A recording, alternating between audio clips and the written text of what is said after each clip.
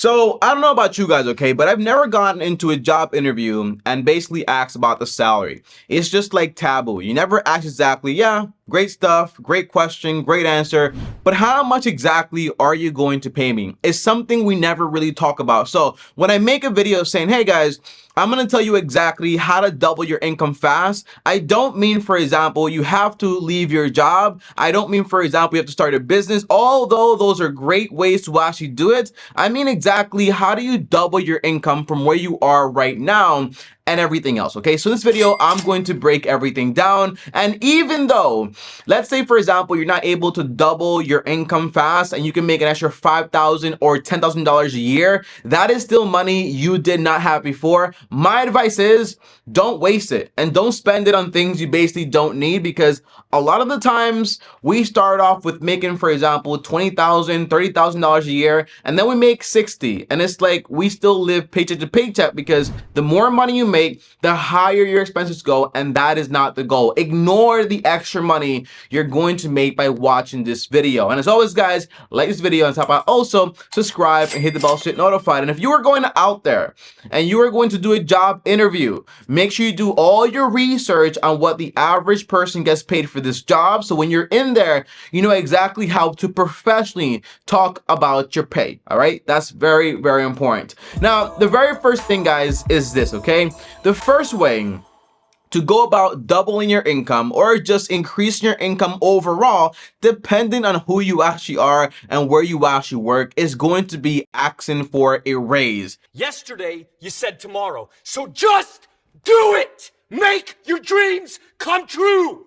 Now, I will say this, okay, guys, there are a lot of people that have jobs that are basically minimum wage jobs, and they do perform better than the average person there, but there is a cap. I remember being, for example, in college doing work study, and we were getting paid like $8.75 per hour, and I was doing double the work of the, well, not, I would say double because I did a lot more than they did, but there was no way I was going to get a raise because that was the limit at that job. So sometimes where you are, that is the cap. But if you do your research and find out, hey, other people in my department are getting paid more money, then you also have the possibility of getting paid more money. And not just in your department, but I mean competitive wise in other areas and arenas, okay? So X company pays X for this job and this skill. I can go to X company too, right? So this is all stuff that you can actually use for negotiation tactics, okay? So the first thing I will say is this, guys, okay?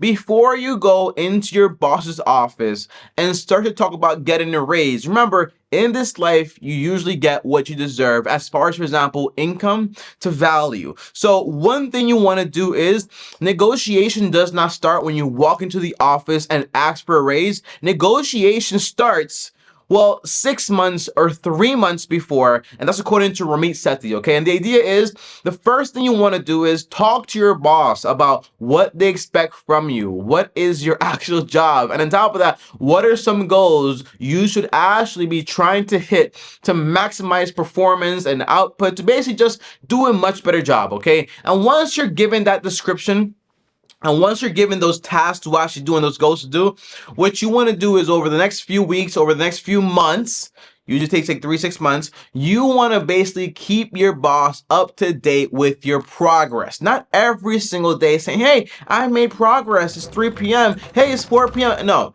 Obviously, every 2-3 weeks, you make like a little email and you say, hey, I've been making this progress and this and that has been changing and I've been performing like this and I've been actually working with what you actually giving me.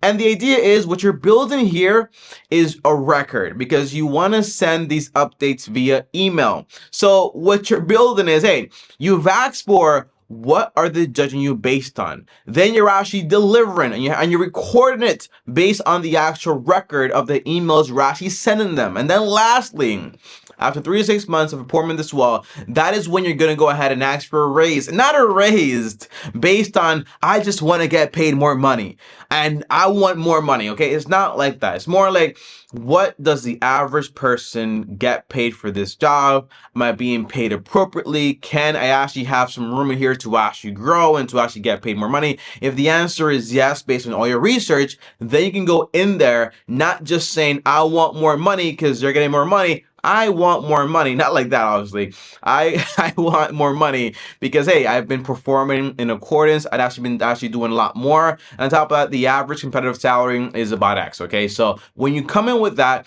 you come in, for example, with proof, with evidence, with reason, with you actually being a valuable member of the actual team, and usually that gets you the raise you actually want. And it's often, people usually think that you can only ask for a raise every so often. No, every year, usually, like, the economy might change. So sometimes in some jobs you can ask for a raise as frequently as, for example, every year or so on. But it depends on the job, depends on the industry, and depends on the company overall. Okay, so keep that in mind. Now, number two, which is, for example, the second option here, when it comes to raising your salary, you gotta ask yourself, am I in the right spot? So here's what I mean, okay, guys.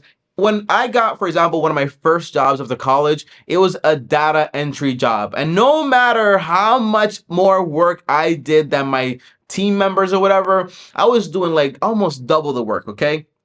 I always do that. I always try to outperform, try to do my best. I don't ever try to do a job and do it below average because that represents me. So I try to do my job as best as I can. Although, though, right, I did have an episode. I remember when I first got into YouTube and I was actually editing videos for other people. He told me, Tommy, you got to do this stuff like to another level because this stuff right here represents you. I've had a lot of jobs, okay, a lot of jobs. And ever since then, and also reading, for example, The Richest Man in Babylon and also Poor Dad, Rich Dad by Robert Kiyosaki, I kind of learned that work ethic represents you, and you kind of just have to do the best you possibly can with what you have, okay? So just to go back down to what I was saying before, the idea is, if you are not in the right spot as far as a job that gives you growth, when I was like in data entry, doesn't matter how much more I did, I was going to be capped out at that rate. So the jobs that usually pay the most money involve, for example, sales, because you're actually selling a product, involves, for example, marketing, because without you, there are no customers usually, and also involves, for example, management, because you kind of help out maintain everything around the company. But if you're doing a job that you feel like you're very replaceable, at any moment a computer up that can basically take your job away, the answer is, you're probably not going to get paid more money. So you really got to ask yourself, am I willing to go ahead and change departments? So a very simple strategy can just be, for example, you get certified or you get a degree within one of those like departments, or you can just ask someone in the department in your company to help them out with your free time, okay, for free. And just learn the basics of what they actually do and prepare yourself within the company so you can actually ask for to be elevated to that department or whatever it is. Okay, guys, so that's one way to actually go about it. But another way that's very simple is you ask yourself in the company you work for, hey, who is getting paid the most money here? And do I actually like that? Would I actually like that position? Because again, okay, it's not just about money. Because if you gave me a job that paid me double what I make on YouTube, I probably wouldn't take it because I really love what I do here, okay? And it's not to say you do only what you love, because that's a misrepresentation. It's more like you look for something you like, you're good at, and it earns you money. And if it has all those three features, it's pretty solid for a good life, okay? So that's what I recommend. Look into your departments, what you're actually doing, and is there anything you can actually be doing. So remember, overall, the people that get paid the most money are going to be in sales, they're going to be in marketing, and they're also going to be, for example, usually in management, okay? So I also have some information down below. For example, let me share that with you guys, okay? Because the average person that works like a data entry gets paid like $19.80, like an hour. Average person, for example, that is doing, let's see here, like sales can be $14 to $33, and also average person for marketing is like $28 and up. So these are jobs that make more money. So when you ask yourself, hey, are these people working harder than me? Probably not. Are they smarter than me? Probably not. But they are in a position that allows them to earn more money, and that's really all you have to be in, okay? So there you go. That's the second option. Now, the third option, guys, is going to be, what do you do with your 6 to 10? So the average person works, for example, 9 to 5, which is actually pretty normal. But what do you do after 6 to to 10. That is the second part of your day, okay? So it's not a second day, it's just the second part of your day. So what that means is, most people, once they're done with work, they go ahead and basically just come home, do leisure time, watch TV, or just chill, or just kind of like, just be like, just trying to rest or whatever to go and recoup back to the job tomorrow. But what you do between that 6 to 10 period is an extra 4 hours, so that can actually make a big difference as far as your income. So some ideas are as simple as, for example, just going out there and doing Uber with that. Some ideas are, for example, starting a business or learning, or for example, getting a degree. There are a lot of things you can do with 4 hours every single day. 4 times 5 is 20. That's 20 hours a week. That's almost like that's like not almost, that is a part-time job. And what you can do with that is earn a good amount of money. Just doing Uber, that's like an extra 480, like an average per week. If you start a business, or you learn a skill, or you do, for example, you publish a course or a YouTube channel, these are all valuable things you can do with this extra block of time. Now, I'm not gonna act like that's not a sacrifice. I'm not gonna act like you don't need rest. I'm not gonna act like, hey, it's gonna be easy and sunshiny. I'm gonna say it, okay? It's hard, it's tough, but it's definitely worth it. And the faster and the harder you work at these things between your 6 to 10, eventually these things could, for example, replace your main job, or reduce the hours you have to work there to actually liberate you and give you, for example, more time and also more money, which is actually pretty good. Okay, guys, so that is it for this video. It's not really that complicated, because at the end it comes down to, if you're gonna stay where you are, look at, for example, are you getting paid a competitive rate? If the answer is no, you can ask for a raise based on a job performance review. And on top of that, if you are in a wrong job department where you are just, for example, flipping burgers, and you might say, hey, I actually want to get into the corporate sector of McDonald's, then that can actually pay you more money. So think about that, sales, marketing, management. And then get into, for example, hey, what am I doing with all my extra time? Like, do I have a side hustle? Do I have a business idea? Or do I want to do, for example, a little contractor gig or freelancing? These are all valuable ideas to go ahead and raise your income. And I cannot even put a cap on them, because these ideas can develop to not just, for example, double your income, but replace your income overall. And that is massive, okay?